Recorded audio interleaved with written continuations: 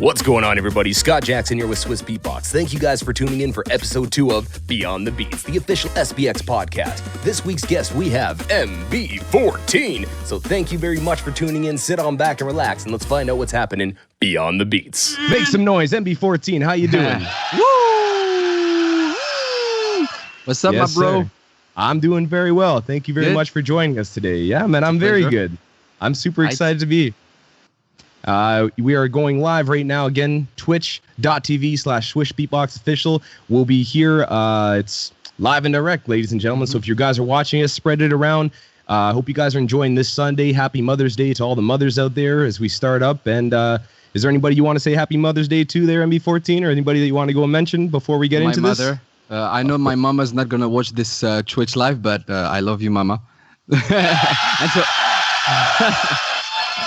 And to all the mothers in the world who carefully raise their kids. And that's it. Absolutely. Well, happy Mother's Day to everybody watching. You heard it first here right now. Live and direct. We got MB14. We have MB14 as I call him. His name is actually Mohammed Belkhir. Oh, nice. Almost got it right down. Or in French, we got a MB14. So we got an amazing artist here, ladies and gentlemen. But I want to start right into it because we don't have a lot of time, but we have some time, which is more time than we started with, and I want to make the best of it. And if you guys are ready to have a good time with me, let me hear you say, Esh, Esh, Esh. All right, let's get into it. I want to go and ask what I ask usually when we start these things off. How old were you when you first got into beatboxing, and where did you first see it? What was your first interaction with beatboxing as an art form? I can't really say the first time I ever heard of beatboxing. What I know for sure is that my oldest beatbox souvenir, I think, is when I was like 8 years old. I remember I had a little car. I don't know what's the, those little toys that you can use with the remote. Remote control car, yeah. Remote control car, yeah. And so I had this, and when I would press on a certain button on the car, it would do something like and I was only like 7 or 8 years old. And it's like, it took me a lot of time to figure out that it's like I was I don't know, I was meant to be a beatboxer later on, I think. But also, I remember, of course, everybody saw this guy on French TV, Pulpo. The guy on this TV show, like French Idol, kind of. Like, Pulpo, one of the most influential beatboxers of our time, I think, even though he's not that involved anymore in the beatbox community or in terms of posting videos, but he surely influenced a lot of beatboxers in the world. And also, there's this group called Naturally 7. Yes, of course. And it's really by listening to them that I really got into beatboxing hardcore style. Because I remember in 2007, I think, or 2006, I don't remember exactly. Anyway, they released this Phil Collins cover of In the Air Tonight. Yes, I remember that for sure. Yeah, and when I heard it on radio, at the end, the radio host said that it was all vocal. And I was like, what? It's like, is it possible that what I just heard... Yeah, I couldn't figure out that it was just made with voices and beatboxing. And so later I started... I really started beatboxing, I think, in 2009 or so. 2009, 2000... Yeah, in this area. And yeah, when I went to watch their videos on YouTube, I really became addicted. And I would watch every beatbox videos I could find. I was more centered on the vocal aspects of beatboxing, the fact that you could replicate sounds, but also replicate instruments. But yeah, then I became addicted and I watched like hundreds of thousands of videos on YouTube. Like most beatboxers start out, as soon as we started, everybody hears it. They're like, oh my gosh, what is this? And you just keep on going down the rabbit hole of like, who's that guy? Who's that guy? Who's this girl? Exactly. Who's this group? And you can hear sounds. So it started off, you kind of said, it's really addictive. From a remote control car with a sound, and then you kind of thought of that. And then you heard Naturally 7 on the radio and Popolo over there. and Popo, you actually were inspired to go and start beatboxing that way. And now I think subconsciously I've always known what beatboxing was, but I wasn't interested in that particularly. Just when I was a teenager, around like 14 years old, 15, that's when I really got into it. I started to focus on that, as soon as I got internet at home, let's say, because before I didn't have internet until I was 14, 15. That's when I really, I got into it. That's cool, man. That's it's a lot of beatboxers kind of start like that, where you might see, like, for me, it was like seeing somebody just in the hallways of my school doing little beats, and they're like, whoa, wait a second. And then as soon as you hear that first time of actually listening to it, you're like, okay, I want this. I want to be a part of this. Yeah. And you start pursuing it. And then, when the internet hit, I kind of had the same thing where I didn't have the internet for a good long while. But when I got it, I could go and, find on, Kazaa or Napster. I could find little clips of Rozelle or find little clips of Dougie Fresh or something like that. And it kept on playing them again and again and again. And just being like, whoa, that's someone's voice. It's crazy to actually think about how far it's come in the internet age of being able to be like, oh, any beatboxer ever, I want to learn this sound. Oh, I want to go and watch this routine. I want to go and watch live stream events. I want to go and have information. It's so easily available. So I think now it's so, I think compared to maybe 10 years ago, beatboxing is way more accessible than it was before. Because, sometimes you hear beatboxers that say, like, 15 years ago, you had to take a whole day to download 1 3-minute long video, all those stories, and now you just, with your phone, you can access millions of videos. It has evolved in such a crazy way. Now, our beatbox battles make millions of views. I mean, just 1 million views for a battle before was exceptional. Only the world champ battles from 2012 would go that high in terms of numbers, and now pretty much every GBB battle at least reaches 1 million. It's so crazy. Yeah, and even like the eliminations this year, I watched back a bunch of eliminations from this year the other day when I was sitting in bed, and I'm like, wow, like people are getting 2-3 million just on the elimination round. Yeah, like Swissbeatbox has really blown up a lot in the high quality content. That shout outs to the Swissbeatbox team, Madox, and everybody that's working on it to go make it. Sinjo with the sound to go make it all sound amazing, and it's just it's incredible to see it grow. But let's get on another question here. You've had early projects. I did some research on you. I was looking up and trying to scour the internet to go and find where you started, and maybe find some of those rudimentary starts that you had. And I found you did a project early on called BTN, Beyond the Noise Collective. Oh, that you were a part of. Old school. Yes. And so crazy. So I watched some videos that you did with them, and I saw there's other groups that you had done singing and rapping in, and you had beatbox features, but you also had singing and rapping in it, and you would in some of the videos, you didn't even beatbox. You just were singing or just rapping in it. Yeah, so I want to know what drew you to that idea of not just being a beatboxer and kind of being like, okay, I'm the beatboxer of the group, but you want to also rap and you also want to sing. What drew you to that and trying to be a full-fledged artist, I guess you call it? The thing is, first, I actually started by rapping. I started music with rapping. I remember when I was, again, 13, 14, I had this shitty microphone like at home, and I had the software called Audacity. Of course, this old free software that you can use for recording. And I started because I started to I used to listen to a lot of rap music when I was young, and one day I just wanted to write as well and to start rapping. So I remember I had this friend in high school who gave me a bunch of instrumentals through Bluetooth at the time, 2009. So huge technology.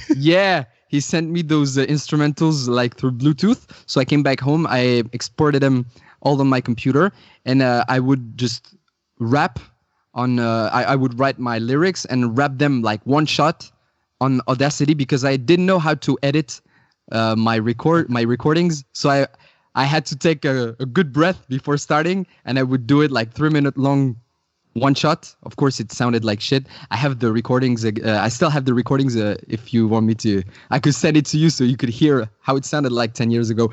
Anyway, so that was my first musical experience. So it's not like I had started with beatboxing. I started making music simply. But then I got interested into beatboxing. But for me, of course, music is not just beatboxing. It's, as you said, I collaborated with different projects. And just the fact that I could be part of a project was really exciting for me. Because I remember when I was maybe 17, that's when I started with BTN, my former hip-hop group. I met them in college. And just the fact that I would meet new friends who made music as well, who were rapping, making beats, that were interested in beatboxing. I mean, I didn't care like, yeah, we all got to go, we got to go 100% vocal. I didn't care about that, you know. What I cared about was to make music and to make crazy songs in which I could incorporate some beatboxing, of course, some vocal stuff. But I wasn't the center of the project. So that wasn't a problem for me. I was really happy with it. And it's just that over the time, maybe after 1 year, we had done like a few concerts, but then we kind of split because one of our members went back to live in Morocco. Another one just left the group. Another member, I mean, you know, it just we kind of split, and we were just two of us left in the group. So basically the DJ of the group, who used to also play guitar, and myself, who used to beatbox and rap and still beatbox and rap. Anyway, and that's when I bought my first loop station in 2013. It was an RC30.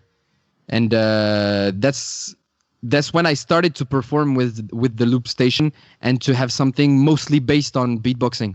Before, it wasn't the case, you know. It was a hybrid mix between electro, rap, beatbox and stuff. But yeah, it's really in 2013 that I started to perform with a loop station. Yeah, it's funny. Actually, I found some videos. I did my digging, man. I did my digging. But Sick. 2013, you did some shows at La Lune de Pirates Club. Yeah, yeah, man. And I found, there you go. That's what I was looking for.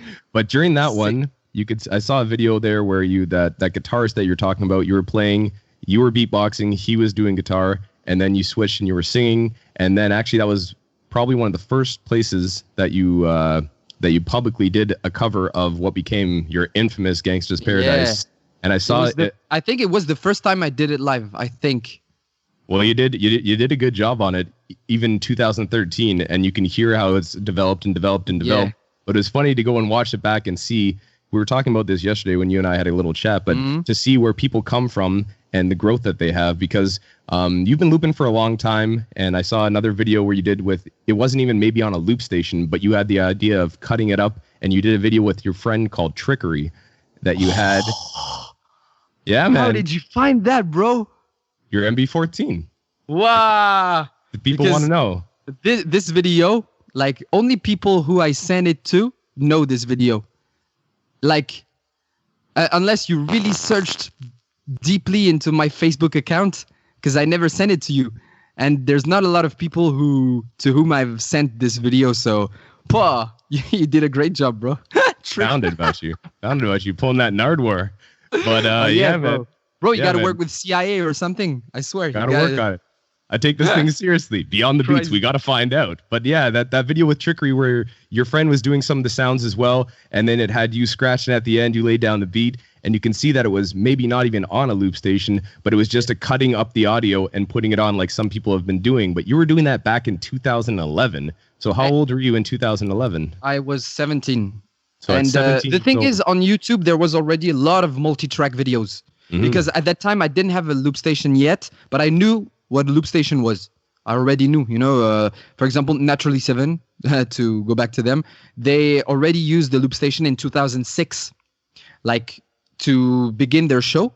That, by the way, I want to mention, like, I know I've said this a lot, but for people who are really interested in beatboxing now, I really advise you to go watch Naturally 7, because actually they did stuff 15 years ago that are really modern in the way we approach beatboxers. It's like in the way we approach beatboxing. For example, we get crazy over slicers and stuff like that and filters, and they used to use those effects 15 years ago for example, in their album called What Is It?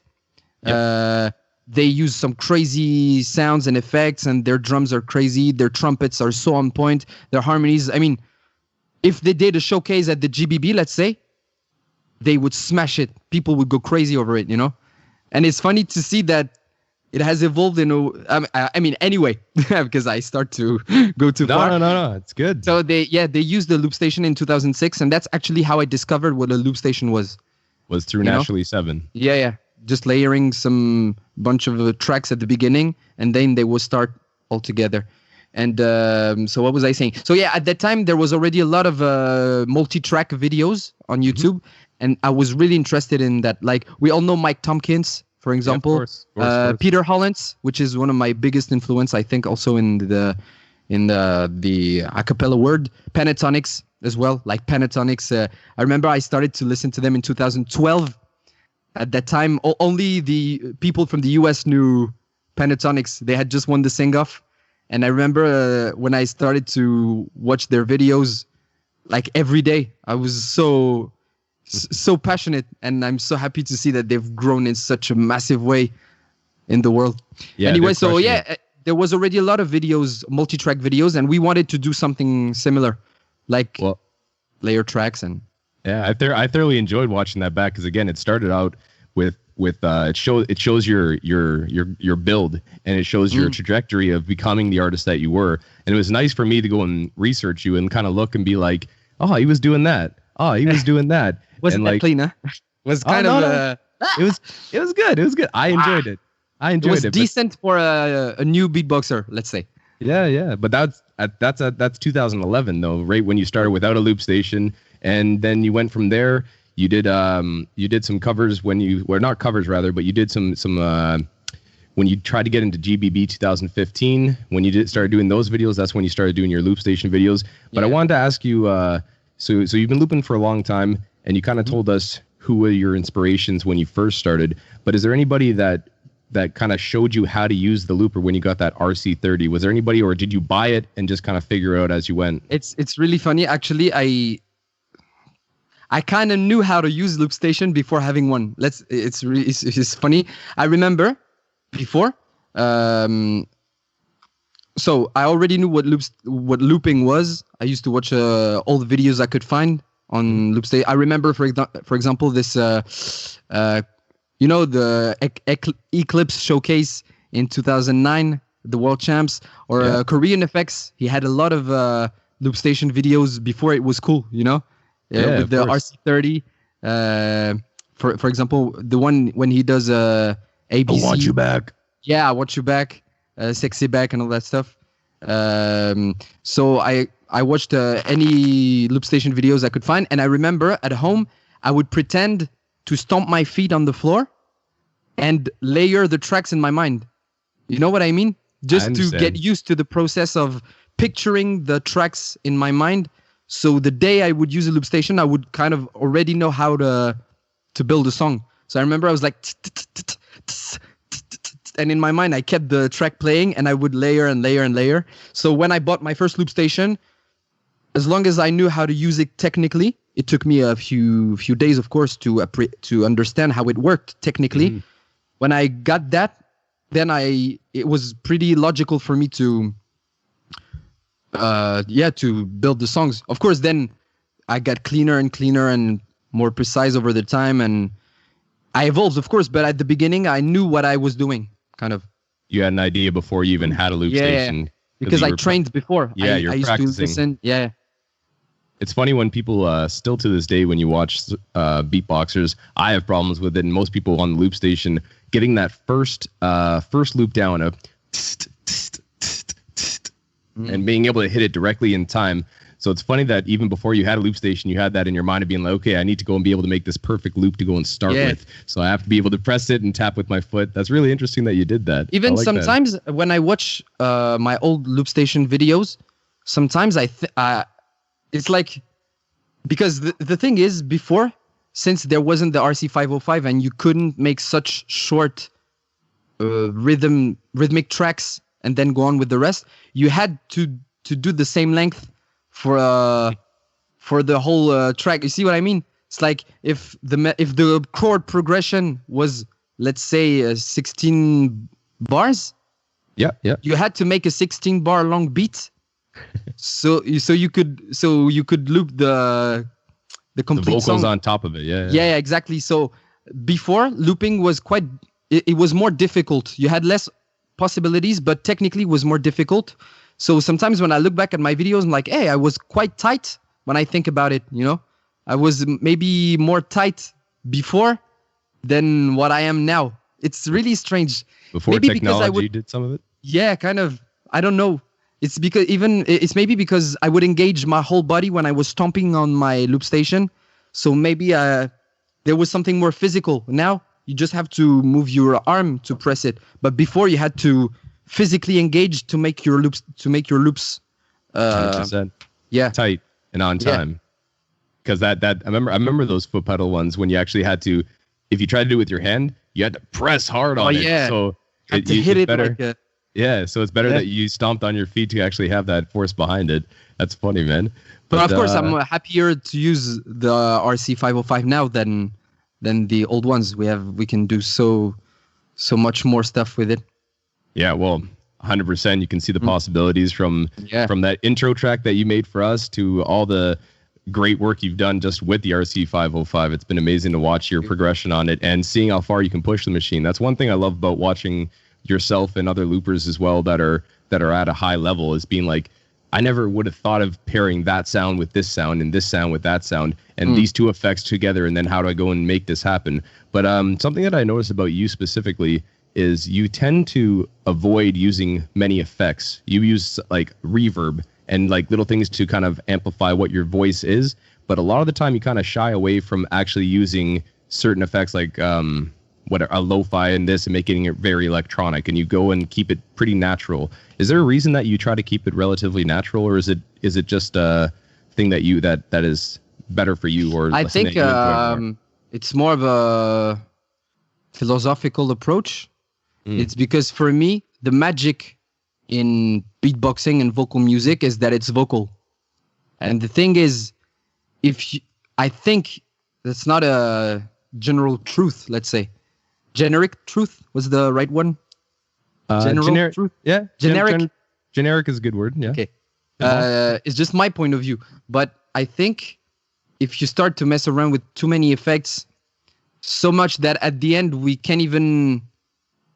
I mean, when you use, for example, I love all the loopstation artists and to watch the loopstation battles now, all that stuff. But when I see people using a lot of transpose and granular delay and all that stuff, for me, it's not the way I like to. It's not the type of beatboxing I'm really interested in. For example, that's why I have a huge respect, and everybody knows that. I think I have huge respect for Tom Thumb. That I think that's why he's like my favorite beatboxer and one of my main inspiration in the beatbox world and in the vocal world in general, is because he has so many crazy sound effects and so many different instruments. He's so rich in terms of sounds he can do that this is the magical side of beatboxing I like to watch. That's also why sometimes that's why I'm really interested also in a cappella groups, is because for me it's still really natural. It's really pure. It's the sound we can do. Of course, there's no 100% natural performance or album, because of course if you record a beatbox sounds, you're gonna... I mean, the only effects I really use are like reverb, EQ, delay, but it's more kind of leveling the frequencies and the sounds, you know, because the sound comes from our mouth, but it goes through a computer, through a microphone, that goes through a cable, that goes through an interface, that goes through a computer. It goes to a computer. So of course, when you record sounds, essentially you can't really get the same sound as it is done naturally. So you have to use the digital tools to make it sound the cleanest possible. Yes. But I really try to limit myself to those treatment effects and a little reverb and delay and that stuff. But I really don't want to go further than that, because I think I would lose this vocal style that I love listening to. We love listening to when you do it, man. I can't lie. It's again, going back to when you were starting out and stuff, you can see it rudimentally starting and having that first version of Gangsta's Paradise 2013 that I saw when you're at that Laloon the Pirate place. I was like, whoa, he's already got it. And you had the crowd singing on it, and you had it in time, and you had it in key, and then to see how you developed that over the in years, key, I'm not sure, but I'm giving you the benefit. I'm giving you the benefit of the doubt. 100%. When I listened to it like a few months ago, and when I watch it now, and I analyze it, it's like in terms of chords and melodies, I wasn't that good at that time. But it's the magic of time. You evolve and progress. You evolve. And speaking of, when did you figure out about your voice specifically? Because you have an amazing voice, obviously proven from all the shows you do, all the work you've been on. You were finalist on The Voice France, and obviously you have an amazing voice. But where did you actually train that voice? Where did you get that training from? Because I remember we were talking yesterday, and you said that it was at conservatory. Conservatory, Renoment regional. Okay, it means like a conservatory that has rayonnement means shining, literally. Okay. So it's because this conservatory affects the whole region of Picardy, which is the name of my region in France. Mm-hmm. And rayonnement means that this conservatory is active around all the... It welcomes students from the whole region. It's like the main conservatory of our region. So that's why rayonnement, it means shining. Anyway, so yeah, I studied a bit of singing in that place. But as I told you yesterday, it was kind of a really classical approach, and you had to learn how to read and write music on charts.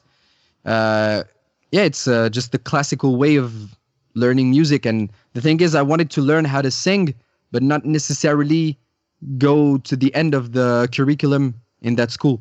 I see. But that was the problem, is because nowadays most of people make music just by ear or with a computer, or they can learn on internet. For example, if you want to learn how to play guitar, you just watch somebody making chords on the guitar. Or if you want to learn piano, you can just watch a video and somebody will show you what are the notes you have to hit to make the melodies. But only people that are really interested in that start to learn the name of the notes, the chords, progress. I mean, I know a lot of beatboxers who don't even know what is a minor key. And yet they do some pretty good harmonies and beautiful melodies, and they understand music, but they don't know how to express it in the academic way. And that was my problem, is that I didn't want to read charts or spend my time every day 1 hour practicing.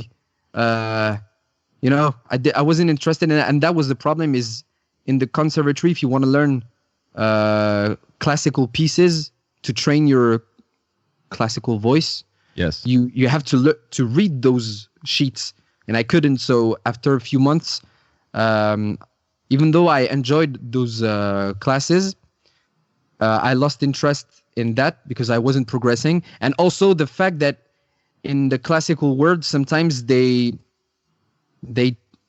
all due respect, of course, they teach you singing with some metaphorical explanations that I didn't really figure out. It's like I went there not too early, but I went there in a time I didn't even understand what the breath control was, what the resonance was. I would just beatbox, I would just do sounds, and it's not that I didn't care, but my mind wasn't going that far in terms of sound science, whether it's resonance, breath control, diaphragm support, all those stuff. And so I went there, and she used to tell me stuff about my diaphragm and my ribs which I had to. I mean, it's a lot of technical stuff about singing, but I wasn't progressing. I didn't feel how I was supposed to sing. I didn't feel the difference between this resonance and here, and there was too many stuff. So I quit because I was so frustrated, and I was like, okay, that doesn't work for me, even though I learned quite interesting tricks there. So I decided to just learn on my own and take the time I had to take to learn. Like most of people, I watched a lot of videos on YouTube, a lot. I kept practicing every day, trying to find stuff. Like, I'm going to make this sound. You start to analyze what you're doing, see the resonance, and then you watch this masterclass on YouTube, and this guy's saying that. Okay, so you watch another video, you listen to a song, this guy's singing that way, and the fact that he sings that way makes it resonate that way. It's just a bunch of random informations I kept collecting, and it took me a lot of time to kind of really understand what singing was scientifically, but also technically and artistically. Being able to apply it. Yeah, it's a lifelong process. Lifelong adventure, yes, sir. Yeah, lifelong process, lifelong adventure. You said that, so like 13 years old is when you started rapping, and by that time, most people, when you're a kid and you're at school and you start singing, you start going to music classes and you're singing like the A, B, C, D, or whatever it is, you start singing those type of things. Did you notice when you were younger that you actually were maybe standing out a little bit and you had a good voice, even when your first thoughts of singing? Did you ever have those thoughts when you were a kid, being like, oh, I can actually sing what I hear on the radio, or I can sing when someone plays something? Could you do that early on in your life? Kind of. It's not like I had a good voice, because I really, when I started singing, it was complete shit.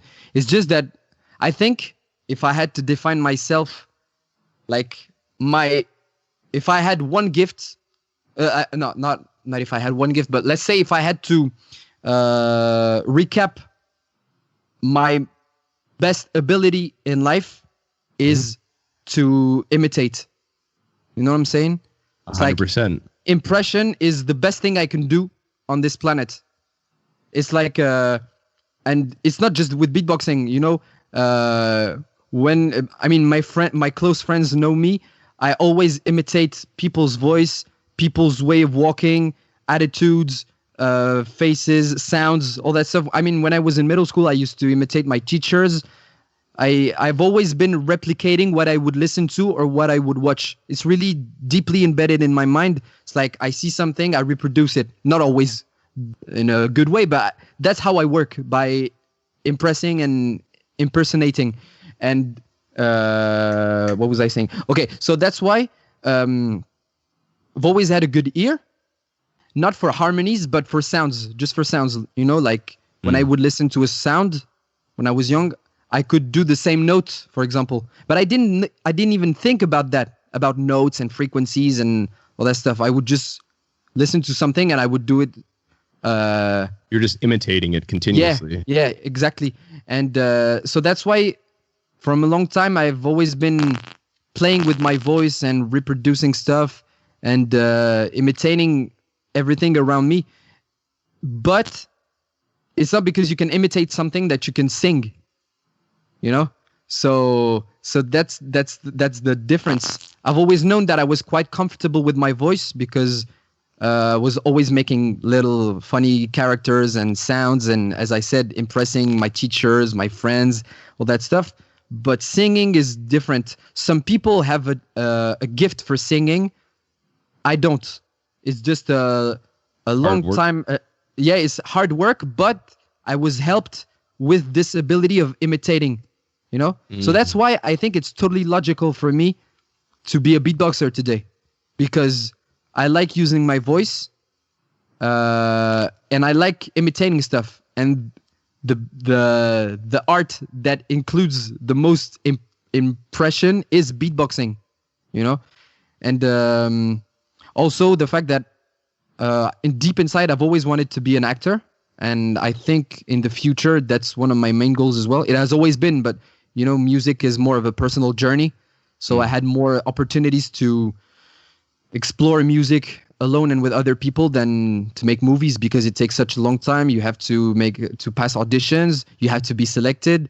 Then, it's like to become an actor is way more difficult, I think, than to become a music artist. So that's why I put that on the side a little bit. But deep inside, that's what I've always wanted to be.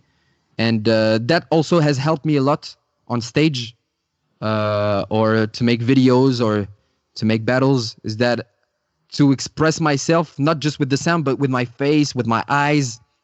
Yes. Kind of play a character, compelling. you know?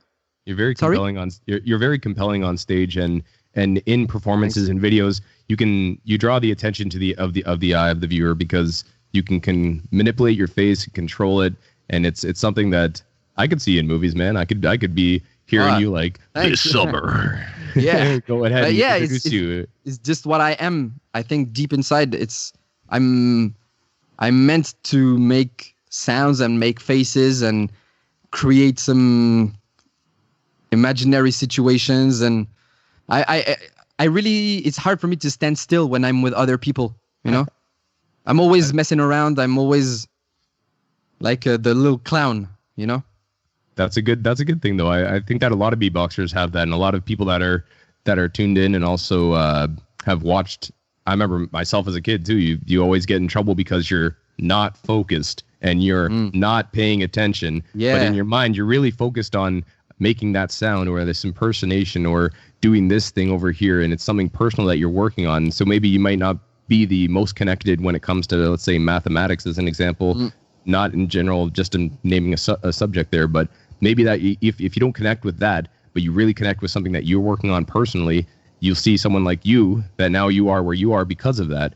And it's funny that you mentioned being an impersonator and being able to impersonate voices, because I remember we had that video from Grand Beatbox Battle where you're impersonating and you're doing D-Lo and you're doing all these different voices. Then you did the Game of Thrones thing where you have a bunch of different voices like that. One of my favorites that I found is a character you do called Blueby. Oh, oui, c'est Blueby. Yeah. It's a young character, and he's 4 years old. And it's not an impersonation. It's kind of the child inside me. Well, I like that it's impersonation, but also voices. And it's really entertaining to me to see so young videos of you doing Blueby episode 1 and episode 2 and stuff. And I was how do you know about Blueby? You're MB14, man. Bro, MB14. Don't worry about it. How do you know that? I'm getting inspired by Nardwar, who doesn't, got to go and dig deep and try to find some stuff out about people. But it was very entertaining to see you start again, being able to go and when someone puts the camera on, you're at parties and people just put the camera on and be like, it's a lot of beatboxers go through this, but it's like, do the thing, do the beatbox, do the impersonation, because you were the class clown. Maybe you were the guy that was always doing something. Definitely. When I was that's actually why I started attending drama classes. Is because when I was in middle school, I was 13. My French teacher told me, like, Mohammed, you have really you should attend those classes because you have so much energy. You need to condense. Don't know what's the right word. Channel it. Channel it. Exactly. Thanks. I needed to channel my energy and I needed to really focus. I like on my semester. What's the word? Report card. Report card? Report card? I mean, at the end of a semester, there's there's your average notes, your teacher saying stuff about you. In Canada, we call that a report card. So it's just it says all the information, your mark, and then it gives little notes about you. Exactly. So my report card, most of it would say, like, Mohammed has a good potential. He's a nice student, but he's always chatting with his schoolmates, always. Because that's it. I couldn't focus, just focus for 1 hour straight. I was always going far away in my mind or chatting with my mates or just making jokes, stuff like that. So it really helped me to attend drama, and those drama classes led me then to be on stage. And that's when I discovered that it was such a great feeling for me, especially in a time like when you're 13, 14, you start to evolve, to grow. You're not a kid anymore. You're halfway between an adult and a kid, and you ask yourself a lot of questions about life, about love, girls, yourself, your future, your family problems, all that stuff. And stage and characters and voices and all that stuff, I think that's why everything started at the same time. When I was a teenager, that's why I kind of I hid myself. I see. I That's what you're saying. expressed myself. I gave it all to music and drama, because it was my exit way, Is that where Sorry? Your drama class, is that where some of those pictures where you kind of look like a 1920s gangster with the hats on and stuff were? I think that this one is it was just for fun. It's cool, but it was at that time. Yeah. I still have some pictures and some videos of me on stage, and it was. I was always looking forward to the next class, on the next week, and I was always sad when it would finish, because I was like, this is what I want to do, and yeah, that's it. Well, I think it really saved my soul, and it saved my happiness, because maybe if I wasn't, or if I didn't start music or to be on stage and stuff, maybe I would have been a really sad person in having a job I don't like, following a path that is not the real path I have to follow. And I'm really grateful that I have this in my life, and that I've had this for 10 years. Yeah, man. Maybe I would be depressed. I don't know, I gotta say, I'm grateful that you chose this life, because we wouldn't be having this conversation. You wouldn't be inspiring the people. I'm grateful and that I you consider you a friend, man. Yeah, man. I consider you a good friend, and I love seeing everybody around the world succeed. It's one of my favorite things, is to go and meet someone and see videos of them when you first start out, and maybe you see a little thing here and be like, whoa, that guy's got something different, or that person really is talented, and you see them growing as an artist and growing as an artist. So I want to go and fast forward a little bit, keep this conversation. Want to fast forward because it's nice to know where you came from, but I want to know where you are currently. And you were a finalist on season 5, The Voice France. You made it all the way to the finals. You had that amazing blind audition of doing Gangster's Paradise, which really blew up, and I've seen you do that on different TV shows, radio everywhere, shows. Bro. Everybody wants that one to go and do it, because it's such a well done piece, and you just smash it. You were on what was that called? The 2CQ Valle Italia. 2CQ Valle Italia. 2CQ Valles. 2CQ Valles. Well, I'm English, so sometimes it's a Spanish show that is aired also in Italy. Italy's producing another version of it. Yeah. So you did that show with Berywam, and you've had multiple performances on specials on France 2 and France 3 that I got to go and watch, which were great to go and see. It was awesome to see that you were a part of that. And they brought you back onto The Voice with Berywam to go and do a special as well when you had that. Yeah. So I was going to ask, what has that done for your career, having that media attention and that general opportunity to go and showcase in front of a large audience in the TV and get into that mainstream media? How's that influenced your career so far? Okay, so it's is it the right expression? It's a two-sided coin. Yes. Okay. So of course, in terms of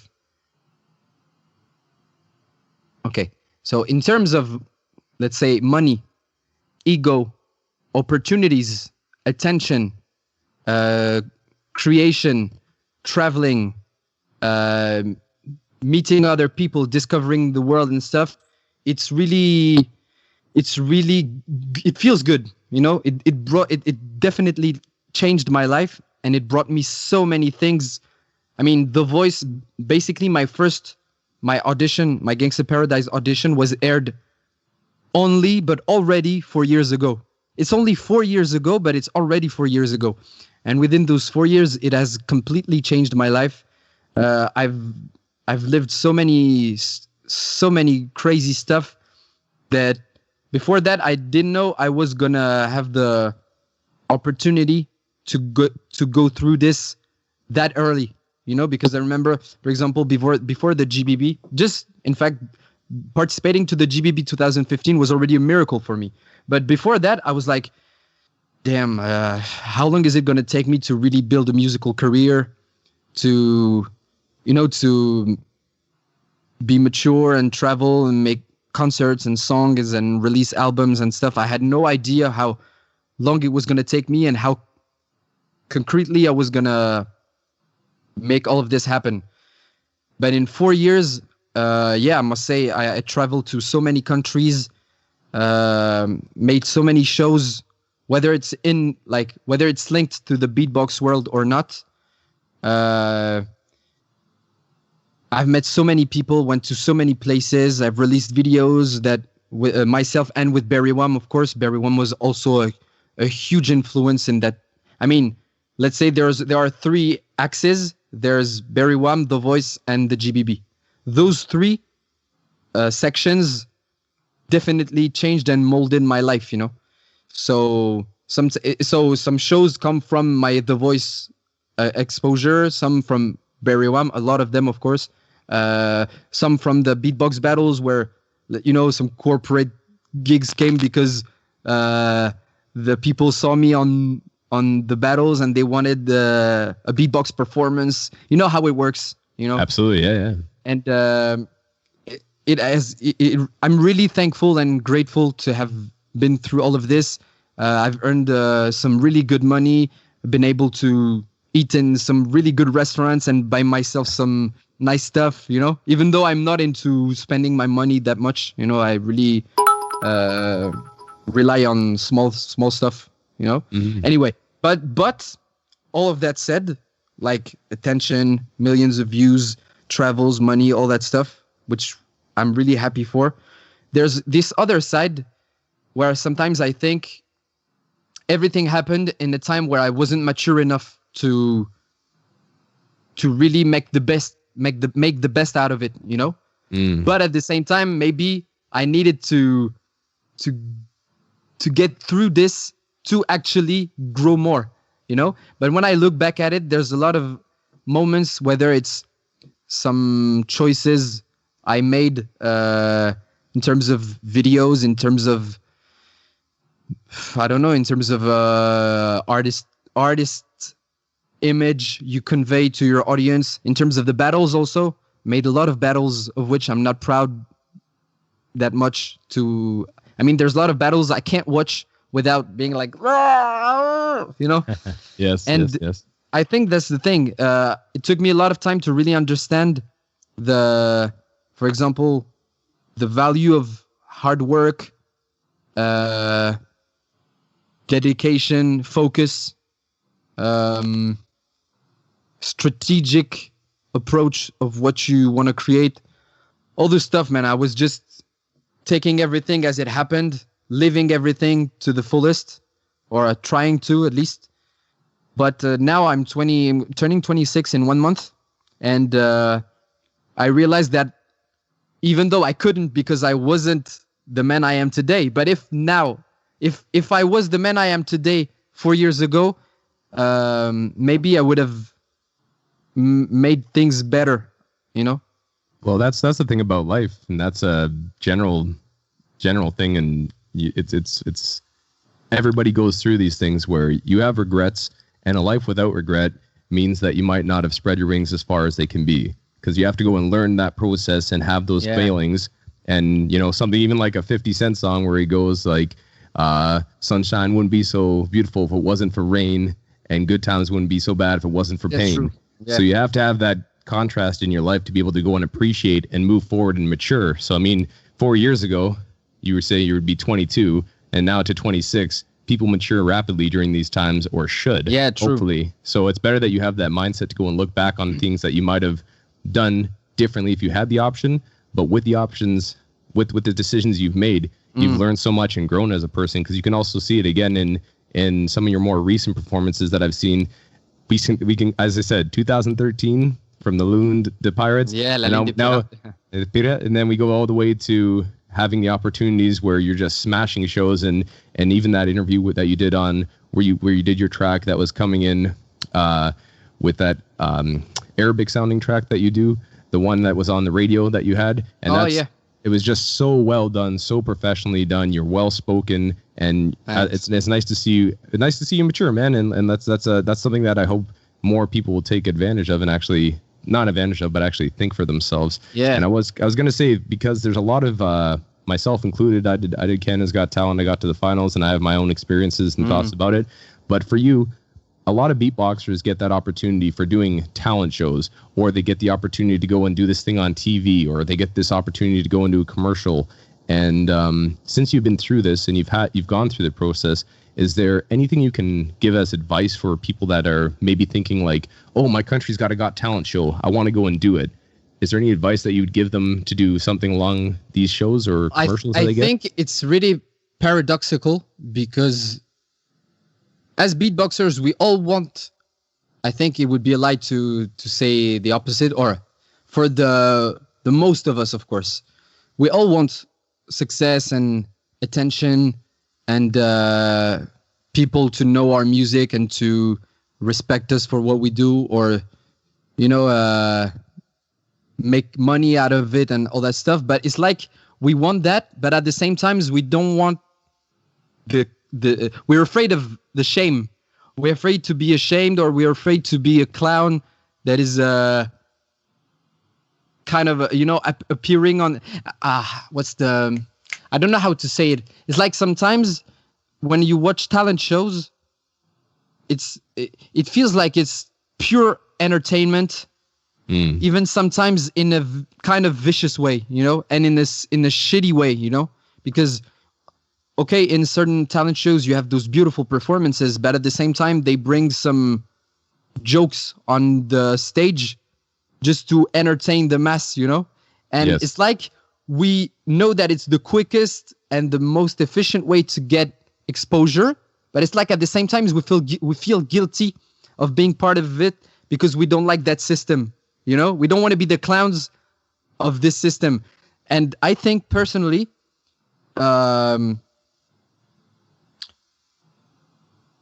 you are who you are, and it's not because you participate to a talent show that you're gonna be a joke or a clown or anyone or anything. It's just up to you to make the best of that opportunity, and don't let yourself get driven too much by the producers. I 100% agree. It's you can see that people, it's for television, it's for the general public. So what's better than having just a talent? You want a storyline behind the talent. You want to go and bring out something of the talent that might not necessarily be who that person is, and they'll try to get you to either ask you leading questions. Maybe they'll do stuff that tries to go and draw out, make you cry on camera or something. Or they'll try to go and bring up something, or it's very interesting how those shows go. And because that's how it works. That's how television works. Because they want that. Trigger some specific stuff in your mind and in your heart, emotions, attention, all that stuff. People who create those shows and who created TV, they studied the whole thing. They studied how the brain works and stuff. So sometimes we have our way of, we have in mind the kind of performance we want to deliver, but they also, in their minds, they have another approach of it. They want to show you to the people in a different way. And that's why sometimes it can really lead to some problems, because inside you can feel like, I'm not comfortable with it. They want me to do that, but I don't want to do that. I want to do it my way and all that stuff. And they want to shorten my performance. But the thing is, if it's too short, it loses its essence. And there's all this debate and this tension inside. And that's my advice. For the voice, for example, my girlfriend at that time was really supportive, and she's still supportive, of course. But at that time, it was a crucial time. She really helped me to keep my head up, like, hey, it's your career. It's not their career. Because once the season is over, next year, there will be The Voice season 6, and there will be other participants. And it's not that they will forget about you, but everything is at stake now for you. It doesn't change too much things for them. So that's why you have to stay focused on what you want to do. Make stuff in your best interest. Because, of course, let's get it in details, of course, but for TV shows, they will, for example, for The Voice, they will advise you to sing maybe certain songs because it will reach a certain side of the audience. Maybe they consider that the people who watch the channel, for example, are maybe a little bit too old, so maybe they won't know that much that song that you absolutely want to sing. All those settings and parameters that can really mess with your mind and your confidence, your self-confidence. You see what I mean? And she really helped me to stick to my convictions and to what I wanted to do. And that's why I'm really happy to say that on The Voice, pretty much all the songs that I've sung during my performances are songs that I already loved, already sung before, and that it's like I wasn't forced into anything. And that's because she really helped me to stand strong and to have deep conversations with them, to tell them I want to do this. And that's really hard because deep inside, I'm not that type of guy. I'm not the guy who goes up front, and I don't like conflicts. I don't like, opposition and all that stuff. And that's those things that can really define the impact that your appearance on those TV shows will have for the rest.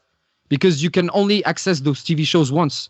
So you better not mess your opportunity, You only got one shot. That's what I was thinking about, for real. Yeah, absolutely. No, I'm catching what you're saying there. And because of these mainstream outlets that a lot of beatboxers have got onto, whether it's commercials, whether it's doing talent shows, but just getting these opportunities on radio, film and media, essentially getting out there and having more people interested in beatboxing.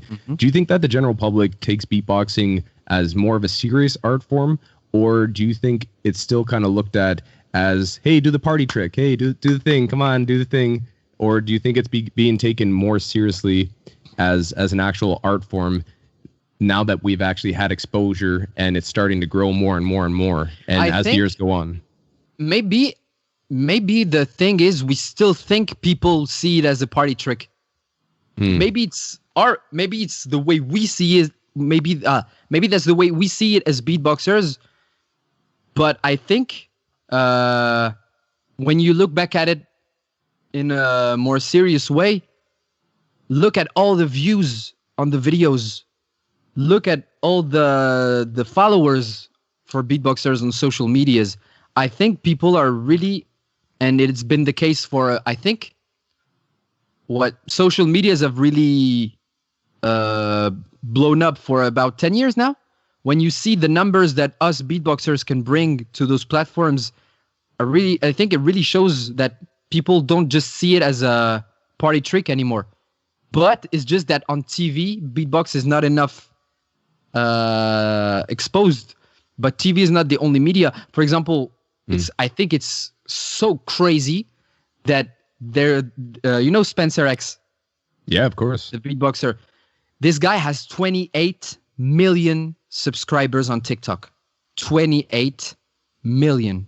Jeez. There's a compilation of his TikTok videos that came out on YouTube like 4 months ago. 34 million views in 4 months. No beatbox video has ever made such big numbers on social medias. No, I think not a single video has brought so many views in 4 months. 33 million. So I really think this is another proof that beatboxing is evolving so much. For example, look at pentatonics. Even if it's more of a cappella music, for me, the boundary between beatbox and a cappella music is really thin. It's just that we are impersonating instruments. They're singing the parts. But it's like, for me, a cappella and beatbox communities are brothers. And I really think they should bond together someday. Really, for example, I see there's this a cappella academy that was created in Los Angeles by, this former pentatonics singer, Avi Kaplan. Yeah, of course, yeah. He created the a cappella academy. And I think someday Swissbeatbox and a cappella academy should really connect together to maybe create partnerships where some singers would attend the beatbox classes, and some beatboxers would go to the a cappella academy to attend singing classes, or maybe to do one big camp that would make a fusion of the two. So anyway, so just to say that over the last 10 years, beatbox has evolved so much in terms of numbers that I think we make the mistake of believing people see it just as a party trick. I think it's way better than that, and we can reach mountaintops with beatboxing. It's just a matter of what we can do with it. You know, of course, if let's say you're just doing like boom, boom, boom, boom, boom, boom, boom, it can seem like a party trick. But when you see what Berywam does, what Pentatonics has done, when all those beatboxers on the what Swissbeatbox is doing for the community, and you see that some battles have reached more than 10, 20 million views, that's the thing we can do better. We can do better than party tricks, and we shouldn't let ourselves be afraid of being clowns, because once we do what we got, it's our mission to bring something consistent and creative, and that's, I think, what most of us are doing. And I don't even know why I'm saying that related to the question, but no, it's good. I like that your I mind's talk too much, bro. No, you don't talk. You this is the opportunity for you to go and talk. Everybody in the chat seems to be enjoying it. I like that people are tuned in right here live, and so again, it's nice. I do say though, after the you're right, since 10 years and even more, but the beatbox world I've seen translate into huge numbers, and numbers are undeniable. If you go ahead, you can have everyone can have opinions, but if you have the numbers to back it up, well, there's not really a conversation to be had after the fact. So I do think that beatboxing is headed in the right direction, but it's just nice to know that your opinion from being on these talent shows and being in media and having that. But you mentioned Grand Beatbox Battle. I want to go and ask you about that, because it's something that I've loved to be a part of myself. I've tried to gone. I've gone. I don't even know how many I've been to and now hosted. I've battled in it and I've had the opportunity to go there. But you've competed in the Grand Beatbox Battle. I'm allowed one per show, everybody. But I was, in the Grand Beatbox Battle, you competed as a looper multiple times. You came third in 2017. You made it this year, 2019. You gave me the trophy, by the way. You remember? I know. I remember. But 2019. You gave me my only GBB trophy, bro. I remember I saw the post and you said how much it meant to you because you finally had something to go and put on your wall from Grand Beatbox after starting off 2015, 2016. It's right there behind us just because I was going to mention it. And then this 2019, the latest edition, you actually made it into the top 8 for solo, and you didn't even do the loopstation category, but you actually pursued the solo. So I want to know, what does Grand Beatbox Battle mean to you, and what have you taken away from the experiences that you gained from being at Grand Beatbox Battle? Okay, you remember when you were a kid and you had those dreams that you were like, if I ever get to reach this, like this place, or I don't know, to get to meet this person, or those things that you dream of when you're young, and one day you get through the computer screen and you end up exactly in that place, Well, the GBB is that kind of thing for me, GBB is not my only dream. Of course, I have several dreams, let's say, but definitely GBB is one of those things that I was dreaming of every day, and it by far exceeded my expectations, because I remember, I participated in 2015, so I posted my wildcard on 2014. So let's say in 2014, I had been watching Swissbeatbox videos for maybe 3 or 4 years every day, watching like not only battles but shout outs, and just even like above Swissbeatbox, I was watching beatbox videos every day. But the only way for a beatboxer to really get exposure at that time, because that it was one of the biggest battles, was the GBB, maybe GBB and World Champs, if I'm not mistaken. So for a beatboxer to be on the GBB, it was like you're getting the recognition, you're getting the exposure. It means that you're a good beatboxer, because to be in those kind of competitions, you have to be world-class level. But also you get to meet those beatboxers in the juries, for example, those beatboxers that you admire so much. And for real, the day I auditioned, and the day I did my wildcard, and the day I received that message, I remember I was, to be honest, I was in the bathroom, and I remember I was on my phone, and I saw Claudio, who added me on Facebook. Big shout outs to Claudio. Yeah, Claudio Rudin. Claudio, who for many years, I think he's with Pepuni. He's the founder of the GBB, right? Correct. And basically, I saw he added me on Facebook, and I was like, why would he add me? Like, for no reason. So I saw I opened the message, and I saw his message like, yeah, you're selected for the Grand Beatbox Battle. You won the wild card. And I was like, and I swear it's that moment where you start to feel dizzy, you know? And absolutely, it's like time stops, and you're like, wah! You know, it's like shut down, over system overload, you know? And from that day, it's like to be to get to participate to the GBB and to meet all those legends I had been watching for years, and to be on stage because you can go attend the GBB just as in the audience. But first, I could attend the GBB, which was my first beatbox battle ever, because before that, I never went to the French champs because, I don't know, I was too young. I was not even going to Paris, which is 2 hours away by train. For me, I didn't think about it. I'm silly, you know. I didn't even know where you could get the information to buy the tickets. So anyway, I just thought about the GBB and being part of the GBB, battling, meeting all those legends I had been watching on YouTube, and all that stuff. It was too much for me, so I cried like a baby at the end of the 7 to Smoke.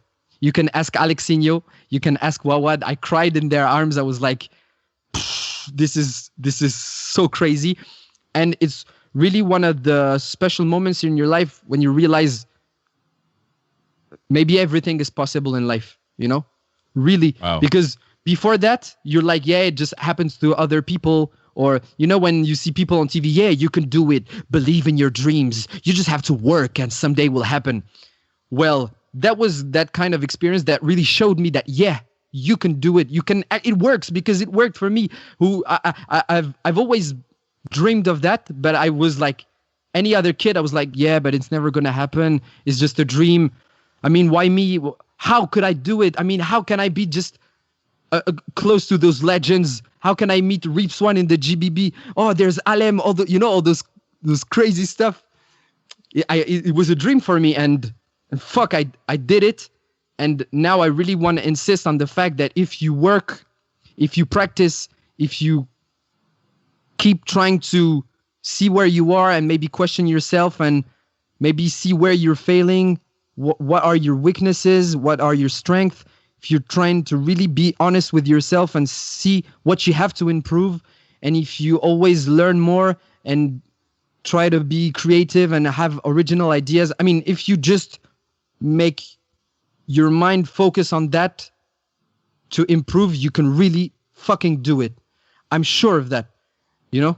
Absolutely, man. And it's crazy to watch now that it's gone full circle, because now there's people that are coming to the GBB and having the same feelings that you had meeting you, though. But they're meeting you now. They're like, oh my God, there's MB14. Yeah. I can actually go up and talk to him, and he'll talk to me and we can hang out. And that's one thing that I love about the Grand Beatbox experience, just as a personal thing, is it's like a family reunion, and every year it gets bigger, and every year it improves and the quality gets better. And there's special moments from every year that I've ever been to with it, from the very first one that I went to the ones that just happened. And things change when change is inevitable, but it's amazing to see it grow and see how many people are really coming from all around the world for this one thing that's a yearly event. And I've witnessed firsthand watching people walk up to you and kind of just sit there, kind of smiling and being like, oh my God, you get to meet your favorite looper. You get to meet your favorite beatboxer. I'm still in shock sometimes. I'm still in shock. Like when I see, I've been in the community for 5 years now since the GBB. And sometimes when I see beatboxers, young beatboxers who almost are shaking when they see me, I'm like, bro, it's me.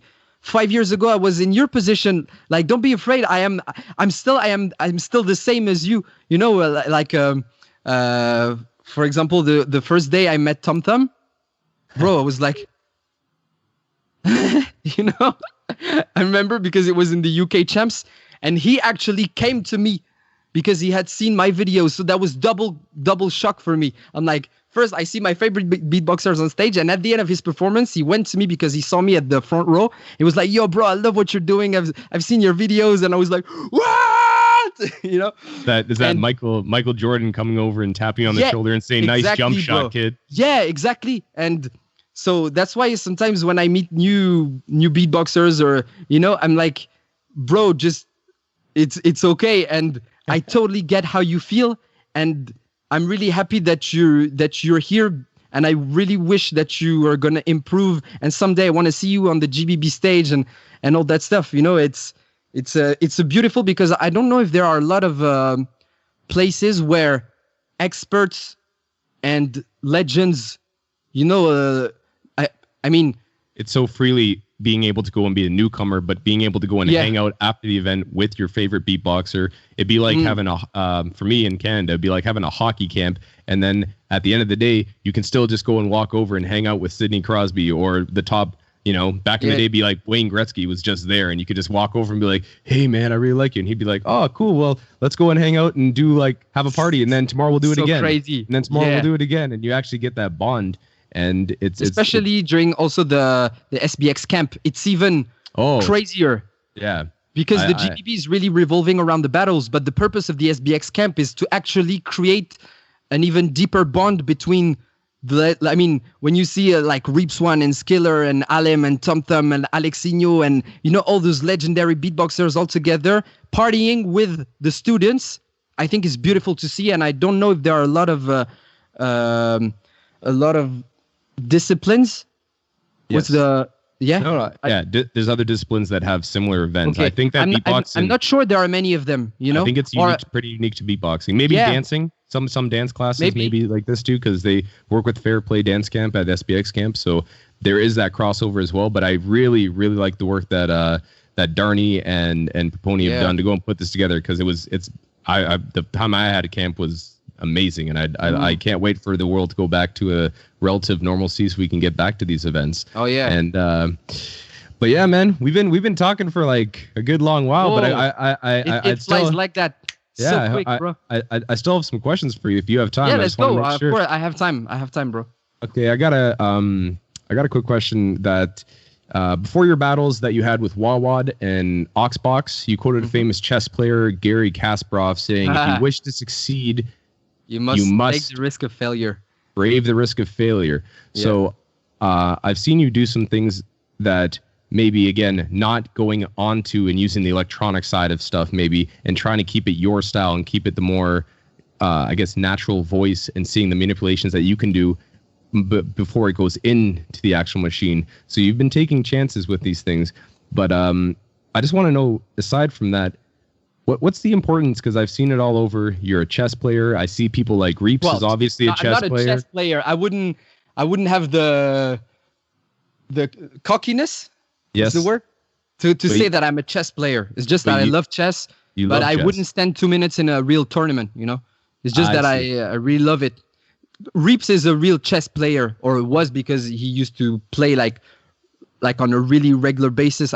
He's still you see what I mean? Like, yes, you're just a fan of it, and you enjoy the game of it. Yeah, exactly. But I was gonna say, just because I know that again, Reeps is a high level, an extreme level of chess, and I've seen Mando enjoys chess, and there's some other beatboxers that enjoy the game of chess and maybe have played it at higher levels. Do you see any is there any lessons from chess or anything that crosses over into the beatbox world that you think that there's similarities to, or some lessons other than this quote, but just lessons that you've learned that you maybe, do you think chess helps a beatboxer to think a different way, or is that just something that I kind of picked up on? Because I see a lot of your photos and stuff, you love having your chessboard with you, you love just playing it, so it's something that I'm no good at it, but I enjoy playing it as well. But it's is there something that you think about chess specifically that has helped you, or maybe some lesson that you got out of playing it that relates to beatboxing? I think that's I agree with Reeps about chess, because there's a video where he says that beatboxing is really chess is really similar to beatboxing and art in general, meaning that you can start from just a single idea, and then each move you make, you still have millions of different moves you can make. You know, for example, just with one kick and a snare, you can choose different patterns. Then over those patterns, you can choose different melodies, and then over those melodies, you can choose different bass notes, and then you can start to either rap or sing with different flow. I mean, you know, it's developing an idea, and I think it's. I don't know if it directly helps to be better at beatboxing, but what I'm sure of is that chess helps to make the brain and the creativity work, you know? Because there's no many ways to open a chess game, but there are billions of ways to end one. You know what I mean? Yes, like I everybody will start basically with kind of the same moves, like E4 or D4 in general, something like that. It's most of the most common openings, and it's the same with beatboxing. You just start with a beat, and then you will find more and more and more and more ideas to develop, and then it will end. That's why, for example, look at trap music or hip hop music or whatever, electro music. It's basically kind of the same. But what you put over top of it exactly is what shapes it. So you're saying, yeah. I really like that. That's an interesting way of saying it. That's definitely a cool way of saying it. That you have the beginnings of it are seemingly similar, but the ending product of getting somebody into checkmate or getting into checkmate yourself, which usually happens in my case because I'm no good. But being able to go and do that, you have so many options that you can make it your own game, your own play of it. So similar to beatbox. And that was just a random thought. It's really clever because also I think for the brain, chess has a lot of good impact for focus, for decision making. I don't know if there are actual studies about that, but I'm pretty sure that chess is really healthy for the brain and really good. And to a certain extent, it even is so intense for the brain that maybe it happened that some people got a little bit crazy over it, you know. but what was I saying? Yeah, it's good for the brain. So if it's good for the brain, it's good for your way of thinking, you know. Absolutely. For example, for music, to make music, sometimes you have to really focus, and even above beatboxing in your life, you have to sometimes focus to make things happen. And chess is really about like trying to really make everything stay focused and keep your mind clear, because when you're playing a 1 hour or 2 hour long chess game, it's really hard to not say like, you know what, fuck it, I'm gonna watch a movie and whatever, you know. You're saying it's hard to finish a chess game and dedicate yourself to finish it. To finish it is hard, and to finish it the best way possible is even harder. Yes. Because a lot of time it drains your energy. All you see is pieces, and at a certain time, at a certain point, it doesn't even make sense sometimes. So you have to make a break, and you lose your focus on the end game. So it's another parallel to beatboxing. Really you should be focusing on your goals and figuring out how to get there. And maybe it takes time, and over the time you might lose yourself slightly and have the ups and downs. But during that time is where you go and take a step back from the game or the sport. We'll talk about that in a second. But it's figuring out what is best suited for you to go and move forward and try to get to your goals. And let's not forget that on stage, when you're in the battle, just to finish, when you're in the battle situation, sometimes you have to. I mean, there's the pressure of what's at stake. There's the pressure of the audience, but there's also the pressure of making the right decisions within seconds. That's why some beatboxers are really good to improvise and directly reply to answer to the first round of their opponents. And in such a situation, it's really good, for example, to play chess with the clock, because I'm sure it makes your brain training fast thinking, and those kind of things you can apply on other areas in your life. And when you're on stage, you have couple of seconds to analyze your opponent, choose which round you're gonna do, come up with something funny to reply on his first joke, and it's a battle situation. Except on chess, it's with the pawns, and on stage, it's with your mouth and the microphone. Yeah. Oh man. Yo, I still have so much to get through here, but I want to go in let's do because people have asked me though before I did this. I had some messages when I mentioned that you were going to be the guest this week on Beyond the Beat, and something that's kind of been brought up is you've obviously really had thus far an amazing career as a solo beatboxer, and you're growing every year. No, from an outsider's perspective, and maybe you can tell me differently, but I very much enjoy seeing the trajectory that you're on and seeing how you're growing as an artist. But what happened and what was your reasoning behind leaving Berywam? Well, yes, leaving Berywam, and you made it easy for me. You ripped off the bandage. But what was the reason behind that? And is there things you can say that positive things, obviously that you can say with working with a group, and what are the positives of being solo, and why did you make that decision? Okay.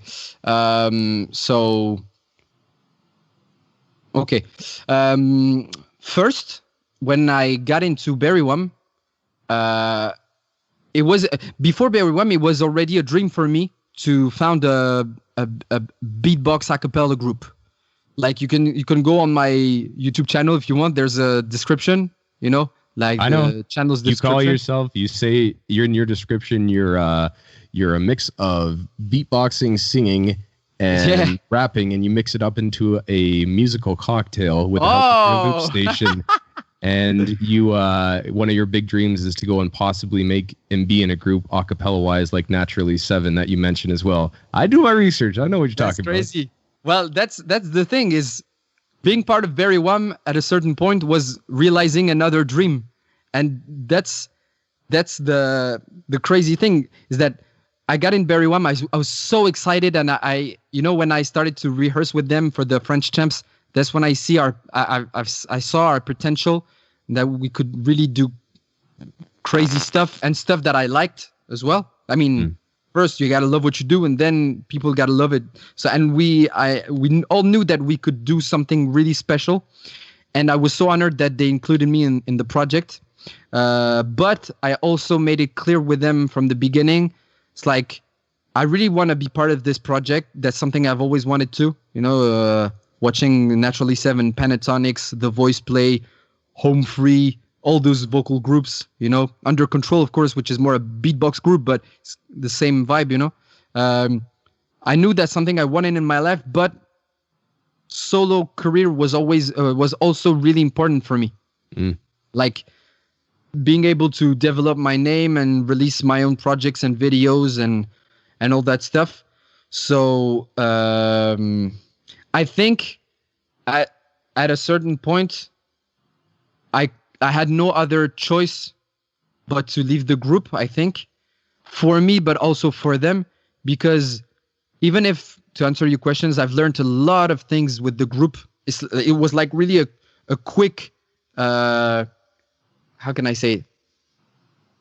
I've learned a lot of things really fast, Like a masterclass. Exactly. Condensed masterclass. Oh yeah, because I've learned how to work really as a group, with the more involvement that what we were, my previous group when I was younger. With Berywam, it was way more serious. It was a singing group within a beatbox group. It also made me improve a lot as a musician and beatboxer, because now I wasn't alone and I really had to find my part in the group, and we had to make it cohesive, not just one standing out of the rest, but to make it as a group. Also, just as a person, it made me grow in a sense that was the first time I left my hometown. So I went to live with them. I basically knew nobody there because Toulouse is 800 kilometers away from my home. So we lived all together in another city. First time I lived with my friends, I had real roommates. Another one. I don't remember. Anyway, so it made me grow a lot as a musician and as a person, as an artist, because we traveled so much. I have so many memories of all the places where we went to perform, all the rehearsals, all the opportunities. I mean, it's all so many good souvenirs, so many good accomplishments. But the thing is, the more it was growing, the more I felt like it was hard for me to find a good balance between the energy and time and dedication I had to involve in the group, but also how I needed to really find my solo path, like to record an album and make videos. And, you know, because the thing is, in the first place, I'm not really a hard worker. I'm a passionate guy, but I don't have the discipline to be a hard worker. So sometimes I would get really distracted, you know, between the group, the battles, my solo career, the shows, because as you know, going to perform in other cities takes a lot of time and energy. So all that happened, you know, plus I had the voice at the same time. So just internally, it was a kind of difficult thing to handle. Like, I'm MB14 from The Voice, but I'm also MB14 in Berywam, but I'm also MB14 from the battle community. Again, as I told you in the beginning, it was a lot of things to handle inside and outside, and also just living normal life, like seeing friends, seeing girls, all that stuff. You also want to have a personal life outside of it, you know, and that's why I think I needed to leave the group at one point, and I think they needed me also to leave the group in a way that they needed someone stable. They needed someone 100% involved in the group, motivated, that felt the same vision for the project, you know? And maybe that's where the age comes in, because Wawad and Ritmind are like, they have 4, 5, 6 more years old than me. They're 6. Wawad is 4 years older than me, and Ritmind is 7 years older than me. So maybe there's something more. I don't know, maturity, or I don't know. Anyway, I really needed to focus on my solo projects and to go back to something stable, so I could find myself and understand myself better. And take time to really, I don't know, to digest all of those things that had happened, and to really focus my time and energy on being a better artist, better person, defend my name, create good projects, to be just with myself, you know?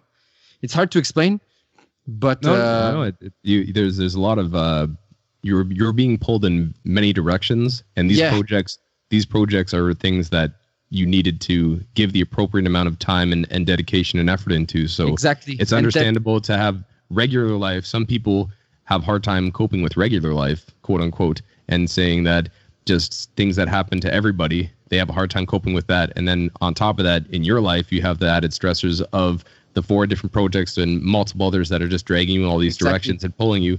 And it sounds like it was for beneficial for both groups, for you to... You can see it now, parties. like, because Beastie's amazing. He smashes it with them, and I love to go and watch it. They got onto America's Got Talent. They did a good run there, which was amazing to watch. To go and have the success that they have today shows exactly that the fact that I left was a good decision.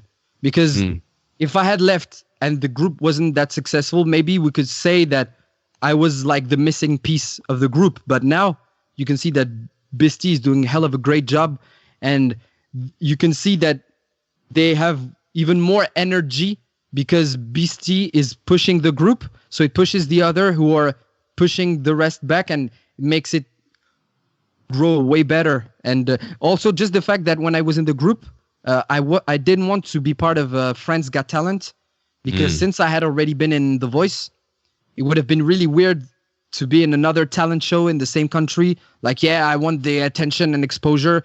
Would have been weird, you know? So just the fact that I prevented them in some way to participate to that showed that we didn't have the same perspective, maybe in a way. Yeah, well, I mean, when you're on a team and you're a team player, you have to decide what's best in that moment for the group itself and for the team, and you play for the name on. You don't play as in Canada when you wear a hockey jersey. You don't play for the name on the back, which is your last name, but you play for the name on the front, which is the team name. So it sounds like you guys came up to a mutual agreement where it was beneficial, and you obviously you can tell you're still great friends, and there's no hard feelings, and everything's fine. So there's it's also nice that to go and thing. see that. Yeah. So it's not like you guys broke up like a bad breakup in between a couple where all of a sudden that person's never talking to that person again and all that stuff. It could have been. It could have been, but we didn't want. I mean, when you're about to leave a group, there are a lot of tensions, of course. Yeah, of course. And I mean, when we really took the decision to split, and it took us a lot of decision and reflection, our relationship actually improved, because once I left, there was no resentment, nothing negative that held on. We're just like, okay, it's okay, bro. Just do your project, and we're really supportive. We hope everything's gonna be fine. And we still had also the world champs, because I left the group before the world champs, which you won, which we won. And that even was a beautiful way for me to say goodbye. It's like we end this story with a world title and world champ title, and ever since it's like we don't have no pressure. Now we're just really good friends. And just a few months ago, they invited me on stage in a show like close to my hometown. It was a beautiful moment. And it was like, no tension, no resentment, no nothing. We love each other, and we're really like brothers. It's just that brothers that live far away from each other. Far away, yes. Yeah. Well, man, I'm happy that you got to go and say that, because I know that a lot of people were wondering about it. So honestly, it's great to hear. And much love to Berywam. These are my brothers. I love you guys. I love them too. It's been a pleasure to go and see them, and just imagine how far they're going to be able to push it. But we've been talking for a good long while. I still have so many questions, but let's get to a thing here. I got a question. We're gonna do a thing called rapid fire questions. So I'm gonna ask you a bunch of questions in a row, and I want you as quickly as possible to answer. And they don't need to be answers that you're thinking of. You don't know no long answers. Maybe 1-2 words. Is it gonna be uncomfortable? No. I'm not doing this to put you in a bad position. Scott Jackson coming at you live. So right here, Beyond the Beats, we're gonna be doing rapid fire questions. MB14. First of all, favorite solo beatboxer currently? Tum. Favorite looper currently? Wow. Time's ticking. Sorrow. Favorite tag team currently? I would say Uniteam. Ooh. Least favorite job you had before performing? Least what? Your least favorite job that you worked at before being a performer? I was a comedian for a series of videos supported by the government to promote jobs for unqualified people who didn't have diplomas but wanted to form themselves for those specific jobs. For real. I could send you the videos if you want. I'd like to see this. That tag is so stressful, bro. Is pineapple on pizza acceptable? What? Pineapple and ananas on pizza acceptable? Well, yeah, I guess. Okay. There's no wrong pizza, so. Is chess a game or sport? It's a sport. It is a sport. You heard it here. That was rapid fire questions with MB14. You did a good job out there. We just making pressure, sure. Bro. Yeah, we got the pressure. Esh.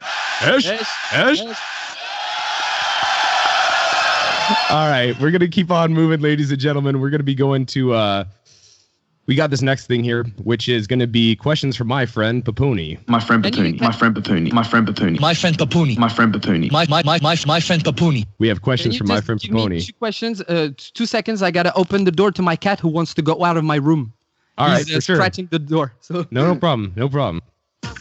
So, ladies and gentlemen, right now you're watching our interview, Beyond the Beats with MB14. We're going to be moving on to questions from Paponi. We're going to be asking some questions that you guys asked us, and then we'll be finishing off with one little more thing. It's been a long episode, but I hope you guys are enjoying it. So he just let out his cat, so we're all back to normal.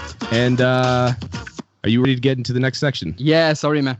So we have questions from my good friend Paponi. My friend Paponi. My friend Paponi. My friend Paponi. My friend Paponi. All right. Okay. Paponi wants to know, which artist would you like to collab with in the future? If you had the option of collaborating with any artist, who would it be right now? I have several artists, but it's most of them are French. Okay, so if I had 3 artists, I would say Ed Sheeran, and 2 French artists. There's Maître Gims. Okay. I don't know if you know Maître Gims. I'll find out about him momentarily. He's like one of the biggest record-selling artists in France of all time. Okay. And he's like a rapper, a singer. He even does beat. I'll send you some videos of how talented this guy is. And another one is a French rapper who's like a legend. He's so good. He's called Nekfeu, and he's really Nekfeu, and he's one of the best rappers we've ever had in France. And those are the 3 that come to my mind. But there are other artists as well, of course. Yeah, there's always artists to work with, and that's it. For just like top a song 3 or a video. Yeah. That's a good list to have. So Ed Sheeran, you watch out. I for love this guy. MB14. This guy is crazy. So good, and he can do everything. He can do ballads and rap songs and pop songs, and so versatile. Yeah, it's so good. He's an amazing artist. Yeah. A question too from my friend Paponi, making sure that you could tell me, what do you think when you see BBK? What do you feel when you see his face? What do you think about BBK? I'm like, okay. All right. That's the face I got to do. No, I'm saying, what is your feeling inside when you see BBK? Okay. I thought it was like I had to express it with a face. No, I really like BBK. This guy's so funny and so friendly. He's a really good guy. I really like him. We haven't seen each other for quite a long time, but we really appreciate each other, and he's really funny, and he's a solar person, like is it a good expression? Solar, maybe he's a bright person, a shiny person, a happy, yes, bright, yes. In France we say solaire. Like when someone is as long as he's here, he brings energy, and Yes, 100%. I love BBK. Everyone loves BBK. Yeah, shout out BBK. Shout out to Habibi. BBK. Yes, absolutely. I love BBK. Another question from my friend Paponi. My friend Paponi. My friend Paponi. I'm just gonna go and ask you, when you're going on to perform, a lot of people have to deal with this. Do you still get nervous? And if you do, what do you do in your body? What do you do in your mind? How do you control being nervous before performing? I'm always nervous, and sometimes more than others, but I'm really a nervous person. You can see during my GBB battles, stress has ruined a lot of performances I've done. But it's also the fact that for a long time I couldn't really know how to handle stress. Sometimes stress also comes from the things we don't do, or the preparation we don't have, the doubts we have. So stress comes from within, I think, also. But it's triggered by what's coming outside. So now what I do for a couple of months, I've started to do proper warm-ups before going on stage. I think the 3 things that really create stress are not being prepared enough, not being warmed up, and maybe the interaction with the crowd, like how the crowd reacts. But it's a circle. Everything creates a sort of whole, like maybe the crowd feels that you're not prepared, so they, it's a full circle. But also the fact that sometimes it happens I'm on stage and I don't like what I'm doing, and I see that people are not reacting that good, and also I'm not prepared enough. I forget a track or I make a mistake. So now what I really try to do is rehearse before the show, and especially warm up. I have this application on my phone called 7-minute warm up, and it's really nice application. I think it's Beatness who showed it to me. It's a small app who has already pre-recorded scales in it. You know, there's a guy who recorded some piano scales and vocal scales, put it in an app and sells it on phones and stuff. And you just have to follow what he does. Like, you have the name of the scales. You just have to press and do it with him, and he just goes always one key above each time. Exactly. Yes. Okay. Yes. Yeah, and you go from low to really high, and doing this really helps me to get control of my vocals.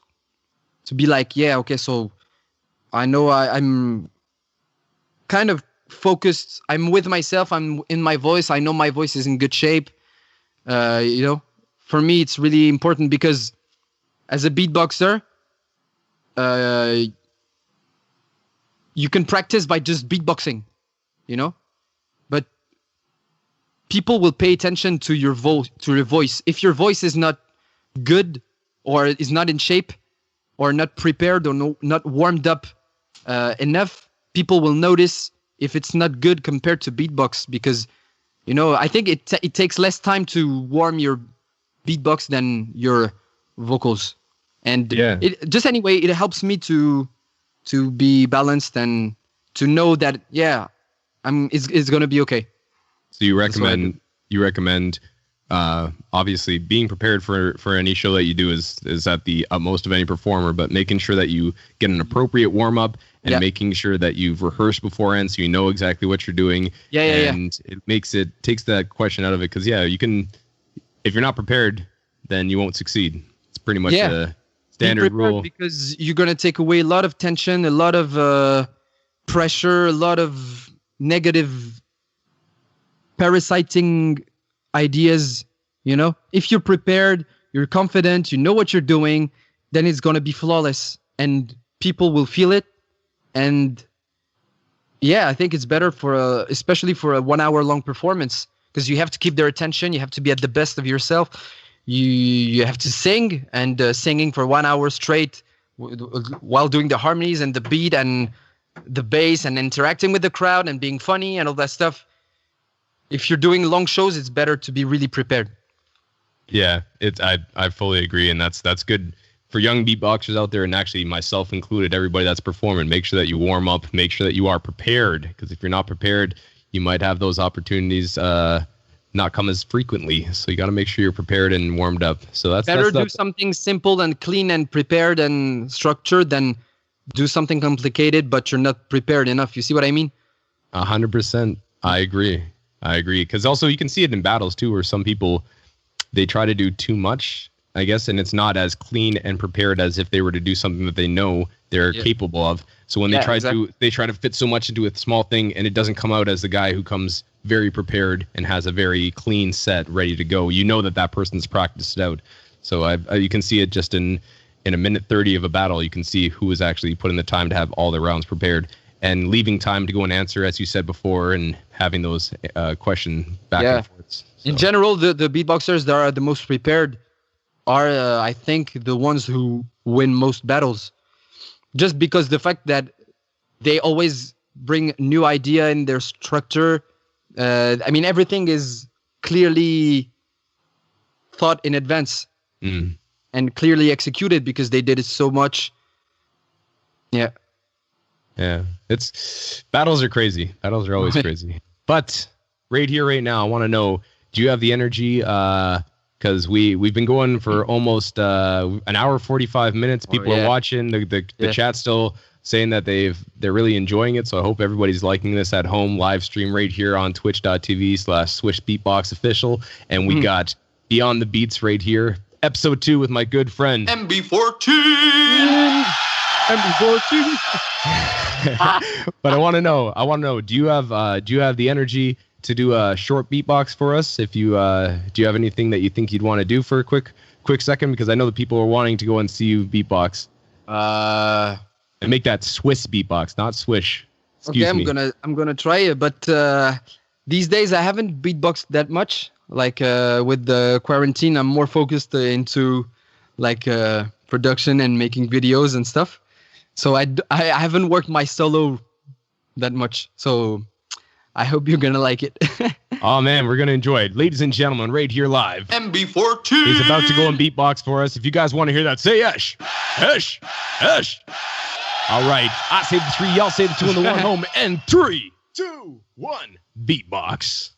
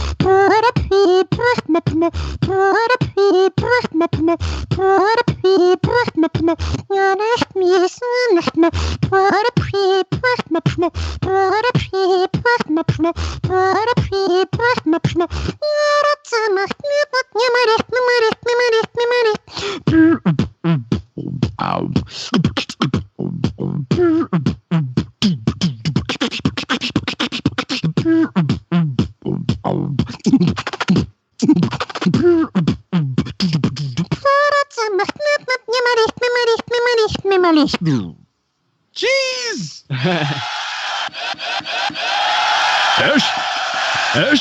Esh. Ladies and gentlemen, once again, MB14. just showed you some beatbox skills. I hope you guys are loving it because that was amazing, man. Such a good routine. Such a good routine. Thank you, my bro. Thank you so much. I got a quick. We have time for just a few more questions because also today, if 2 you guys hours. are watching, 2 I hours. I hope it's not too much for people, but for posterity. Yeah, I mean, I feel like I could talk to you for a very long time. Yeah, we still me have too, so bro. much to get to. There's so much to get to because Interesting. you are so interesting. No, just the fact that also you ask really good questions and you make me comfortable, you know? So that's also why I speak a lot, is because I see that you're interested and you ask clever questions.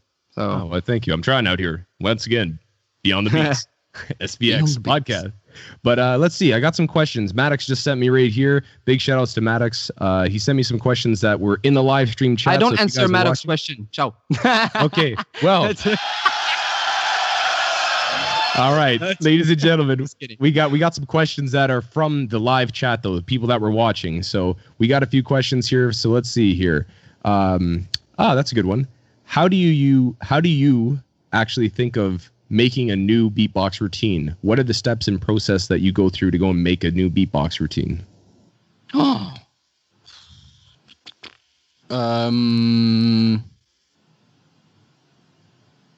I think in general, I think of a style that I want to do. For example, I had a few ideas for the GBB, of course, because even if it's delayed, it doesn't mean it's not going to happen. So I have to get prepared. I have to get prepared in time. So I think of a style that I want to do. And for example, I have this idea for a kind of Indian music round. And I'm like, okay, so in this style, what are the most significant sounds? I mean, no, I think of all the sounds I can do, and then I think of how I can cleverly use those sounds in a routine. And so I think of the style that fits the most with those sounds. You see what I mean? Okay. And actually, I try to answer that, but I don't even know if there's a way to answer this question. Is it that I don't even know if I have a way of creating a routine. It's because sometimes it's the same for many stuff. It's sometimes it can come from a melody, sometimes it could come from a beat, sometimes it can come from just a sound. Actually, I don't know if I have a clear answer for that, and I don't want to make a 10-minute long answer, so I might say I don't know. For now, Maybe for now. better. Yeah, well, I mean, it sounds like you have an idea that comes from something you hear, you get inspiration, and then you just sit at home and you start working off that inspiration, whether it's a bass line, a beat, melody, like you said, or even a sound. That's kind of a very paraphrased answer of maybe something along the lines. I always try to make it as a kind of, not a song because it's hard to sing during the routine, but for me, it has to be a musical piece, you know? That could be a beatbox routine, but could also be turned into an instrumental to become a song. You know what I mean? Like, for example, my this one, I'm working on it to make it a song for my next album. I've recorded the instrumentals, and I worked for I wrote a chorus and a rap verse and all that stuff. You know, and I think it's the same for all my routines. I really tried to make either a good cover or to make it like a real instrumental, or it has to be music, let's say. I'm not a really technical guy, even though I can make some technical patterns, but I'm not a technical guy, so I wouldn't know how to entertain a crowd for 4 minutes just with beatbox technical skills. I have to make a music. For me, it's the way I see it. That's why I listen to... that's why I've listened to a lot of a cappella music and beatbox group. That's why I've used this loopstation so much. Is because for me, beatboxing is a tool to make music, you know? So yeah, that's it. Decipher that as you will, people at home. Oh yeah. And another question that we have from the crowd is in the group chat there is if you were not a beatboxer, if you weren't a beatboxer, what would you be as a job? If let's say I'll further that going. If you weren't a beatboxer or performer, is there anything else that interests you in life that you? As I told you, I would like to be an actor, like a actor or comedian, like whether it's drama or cinema, you know, like movies or drama, but. That's the two things I want to do in my life: music and movies. That's really what I want to do. But if let's say this couldn't happen, I had started to study psychology before the GBB. I actually stopped going to university to really focus on the GBB. But I don't know because even if I started college and I validated my first year, I don't even know if I would have been at the end of the curriculum. So to be honest, I really don't know what I would do if I wouldn't be in this in this activity. If I wasn't a beatboxer or performer, except actor, I really don't know. For me, it would have to do something with it would have something to do with art or stage or maybe language. I don't know. Maybe I would be does like hosting, like radio or TV, does that work, or is it still being a performer? It's a hard question. This is just a question from the chat. So I think I would do something with my voice, definitely. Well, I maybe mean, oh yeah. We were I don't mean to step on your toes here. I was just it's funny. Some people, like when we've had this conversation and we first were starting to talk, the interest that you had in drama, in your teacher telling you to go and pursue the drama classes, and the interest in being able to, from a young age, it seems that you were kind of really molding yourself and had the interest and wanted to be a performer of some type, whether it would be in film or whether it be on radio, whether it be musically, beatbox, singing, rapping. But you were very artistic at a young age, and some people that's a very hard question to ask somebody who is very focused and driven on that one thing, because it makes you take a second and be like, well, that means that these past 10 years wouldn't be what it was. So I just would be like, so I didn't go and I didn't study, I didn't do all those shows, I didn't do these things, and now I have to go and be like, well, I might be in XYZ, another profession. That was really stressful at a time also, because there was a time I tried to figure out something else than art, because it didn't work at that time. I mean, I was a beatboxer in my bedroom, and yeah, I would. I mean, at that time, I was really like, what am I going to do with my life? I remember I had my baccalaureate, the AGSCs, right? Yep. I was 17. So at 17 years old, I started law college, but I didn't pass any exam. I mean, I went there just to pretend I was doing something for real. But destiny brought me there to meet BTN, my first hip hop group. So it's all about sometimes the path that you take that brings you to that place and that place. But yeah, I tried to mold myself in the system and do something that would make me get me a stable situation with a stable income. But that's not what I wanted. I started maybe 2 or 3 different curriculums that I stopped. Then I went psychology. I mean, again, I wouldn't know, bro. I wouldn't know. I swear. Oh man. Well, I mean, again, I'm lucky. I'm really that's lucky. Good though. That's good though. That means that you're committed and dedicated to this idea, and you're going to pursue it. Oh yeah. So, I mean, I'm speaking on the general public here, but I'd like to see one say thank you for choosing this life, because if it wasn't for that, you wouldn't be making so many people smile, so many people you share your music with. And speaking of your music, the last thing I want to talk to you about is, because we're officially going on to 2 hours, but I can't lie. I've loved this conversation. I have so much more to get through, because I could talk about Wolfgang, I could talk about other things like this, but maybe we'll save that for another one of these. Maybe make it short enough so make people it short can... so people can just get through it. But I got a question here, because you just hit 700,000 subscribers on your YouTube channel. You've been putting out great content with them, with yourself that you're making, and you say that you're working on a new EP and a new full-length album that you're going to be putting out.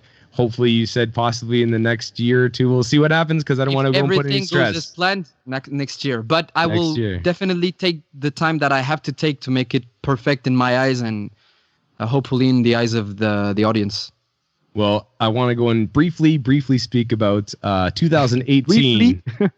Briefly being another hour, but in 2018, under Bendo music label, you recorded ambitus, which is the Latin word for the range of melody of a voice instrument from the lowest note to its highest note. So, and it was recorded and mixed and mastered by your good friend Clement Little Big Records. Oh la la! He knows so much. so a big shout out to him for making it sound so good. Yeah. But these tracks, Clement. You can go on Instagram. His name is Little Big Records. He's a sick guitar player and bass player as well.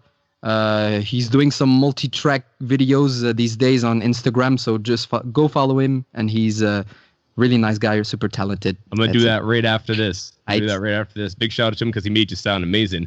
But I wanted to ask you, this EP, how long approximately did it take you to make it, and is there a message or a feeling with this EP especially, but also your music in general, that you want people to come away with after listening to you?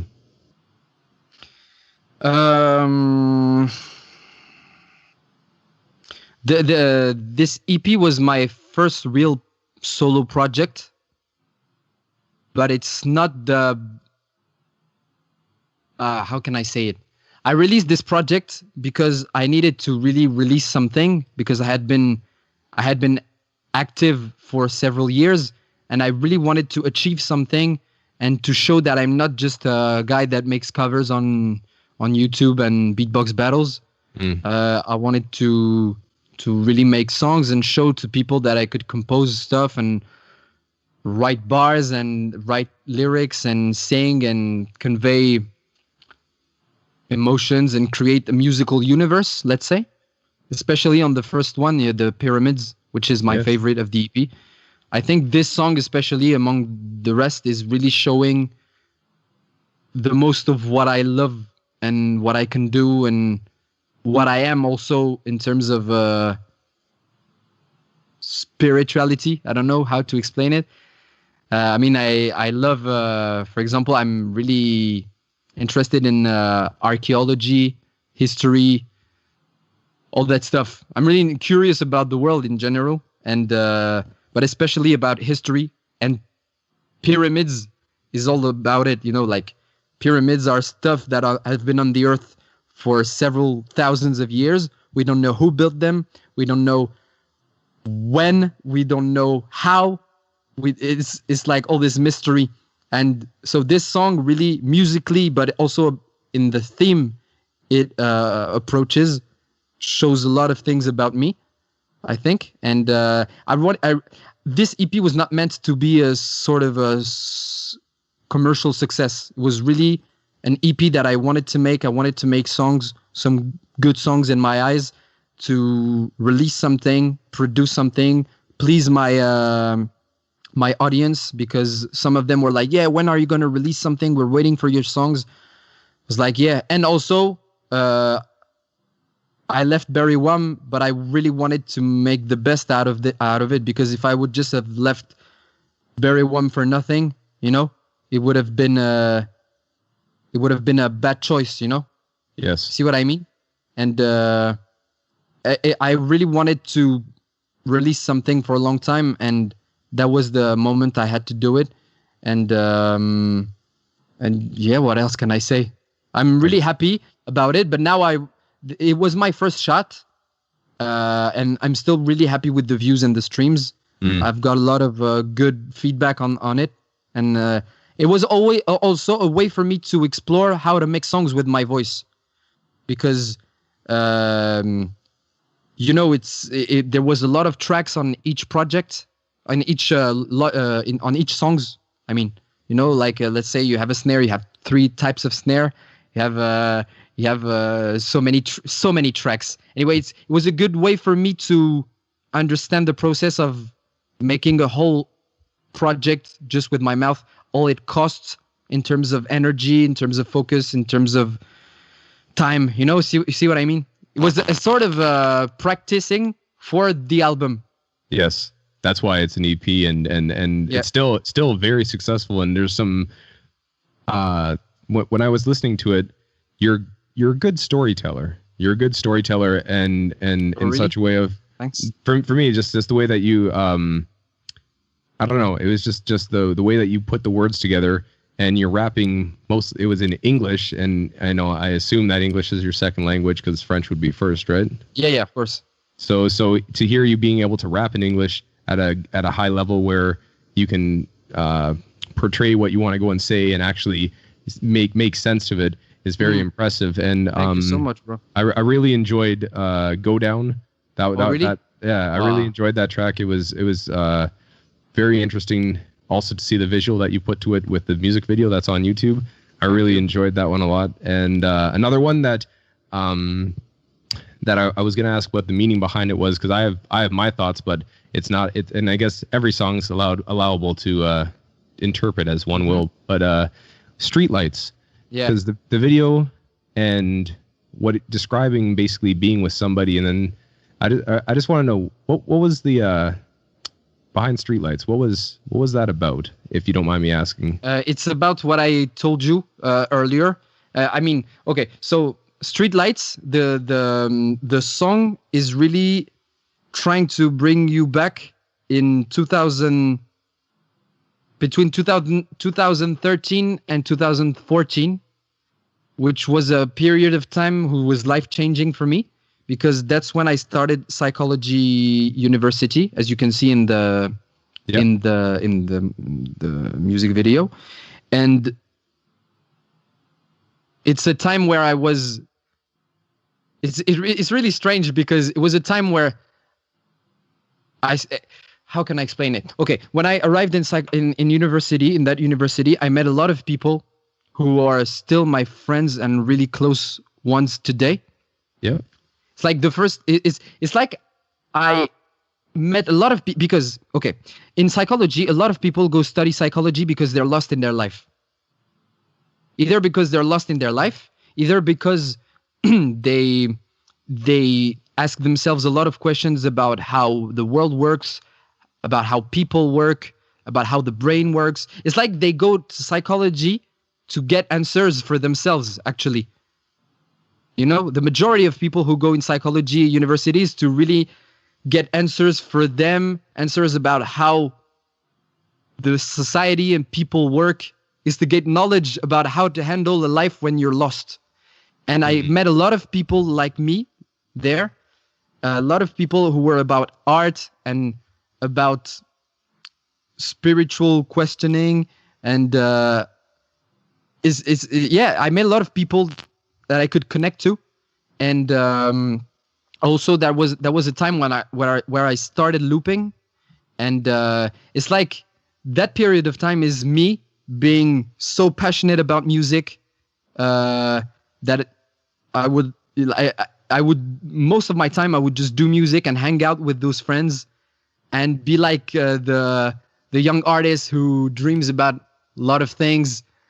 You see what I mean? And I remember that there are still songs that I listen to that really helped me go back in that time.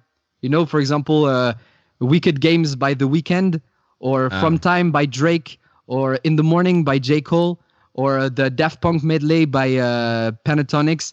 All those songs that are, it's like neurologically connected to those feelings I had back in the day. It helps me go back to that time.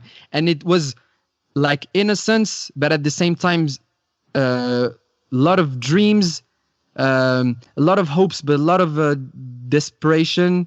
There was this really ambiguous thing, you know, where I don't know, it's really hard to explain, actually.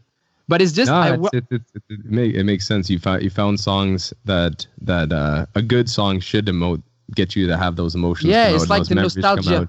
You know, it's like I miss that those days for real. I miss those days, but at the same time, I remember that I wasn't really happy at that time.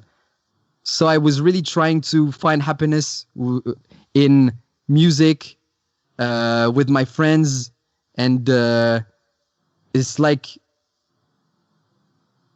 I'm also happy that I managed to reach what I wanted to reach at that time, you know? Yeah, you can see that in the way that if you actually listen to the track for the lyrics that you put on, and the visual definitely helps, but it goes from possibly sitting and offering a game of chess, and then the very last scene is you walking out onto the stage with the boys. It's so it's really that prepping that you might have, not that it's you unexpected. lost. It's really unexpected. Not that you like lost people, but you've achieved what you wanted to, and now we're you know. I see what you mean. There's a part of my okay, I see, and that's true. And also the fact that I called it Streetlights because I remember when I went to the university, it was when you go to college, it's 8 a.m. It's still nighttime, you know. And sometimes you go back from university and it's still nighttime, and all the lights you have in the streets are the street lights and the cars' flashing lights. Yes. And visually, it created something that I wanted to express in the music video and in the music. It's a sort of I don't know. Nostalgia is It's like I miss those days, but I wouldn't go back. And live it all. I would like to just go back and catch a glimpse of those days and those moments and those souvenirs and those, you know. Absolutely. Anyway. Well, that's as one gets older, you have fond memories of youth and fond memories of the good times. But again, we said it before in this thing, without having those growing experiences, you don't become the person that you should be, or you don't necessarily become the person you can be without having to go with a few bumps on the road. But Mr. Mohammed, MB14, MB14, we have talked for over 2 hours. I still have so many questions to get to, but I feel maybe like let's make an episode 2 in a few weeks or a month or whatever, you know. Yeah, I'll have more information to go through, and some more things that I'd like to get to with you. But I really do thank you for coming on here. Beyond the Beats, episode 2, Swissbeatbox official podcast, MB14. Is there anything last notes that you want to go and say before we sign off? I really want to thank you and thank all the Swissbeatbox team for having me on this interview, and more generally having me in this crazy Swissbeatbox adventure, this crazy GBB adventure. I feel very fortunate and grateful to be part of this. And as you can see in Streetlight, as we've talked about in the interview, as you can see in a lot of videos, I'm really happy to have been part of this adventure for 5 years, because it was a dream for me, and still today we're continuing to work together. And so thank you. Thanks to all the people who follow me on internet and who come see my shows, who watch my videos, who share them, who comment, who bring me support every day. Because sometimes when you're an artist, you can really lose confidence. And I'm really that type of guy who one day can feel really confident, like, yeah, I'm going to smash this. I'm going to release some crazy shit. And the next day I lose total confidence. I'm like, yeah, I'm doing bullshit and I'm worthless. And, you know, it's really hard. So thank you all for your support. And maybe also what I can say is you have time, but time goes really quick. So please realize quickly realize that you can achieve your dreams and make crazy things in your life, but it takes a lot of time, takes a lot of energy. So don't waste your time. Try to understand yourself, understand what you're doing, understand what it needs to be achieved. Put yourself through it, make mistakes, start again, don't lose faith. And the artists that really last long, I think, are the ones who went through shitty stuff, but always managed to keep the faith and keep working and renew themselves and sculpt their shape. You see what I mean? Yes. Like those Greek sculptures we see in the crazy museums, they weren't made in one day, you know? And that's the thing. You start from a stone and you sculpt into the most perfectly detailed, crazy sculpture. And I think we got to do the same with who we are and what we do. I know it's really abstract what I'm saying, but if you listen, you will understand. Well, man, that is good advice to end off on. Ladies and gentlemen. Yeah, work, guys. Do it. Do it. Right here live. We went from Beyond the Noise days. We went from Trickery days to The Voice, to Berywam, to all sorts of stuff with our good friends MB14. We had battles talked about. Thank you so here. much. Thank you, guys. So thank you, Scott. Guys. Thank you, Swissbeatbox. Thank you, everybody. Pleasure. It was a pleasure. You're a great host, bro. It was such a pleasure to speak with you. And thank you very much. Thank you, everybody.